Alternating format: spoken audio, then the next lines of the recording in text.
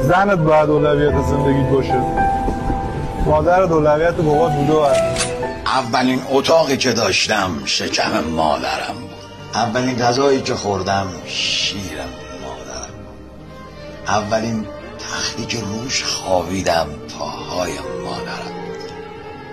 اولین آهنگی که شنیدم لالایی مادرم بود. اولین عطری که بو کردم بوی تن مادرم. اولین پناهم آغوش مادرم بود. اولین معلمم مادرم بود. اولین دکترم مادرم بود. اولین دوستم مادرم بود. اولین عشقم مادرم بود. اولین کسی که دستمو گرفت. اولین کسی که تو مشکلات کنارم بود. اولین کسی که من رو از خودش بیشتر دوست داشت مادرم.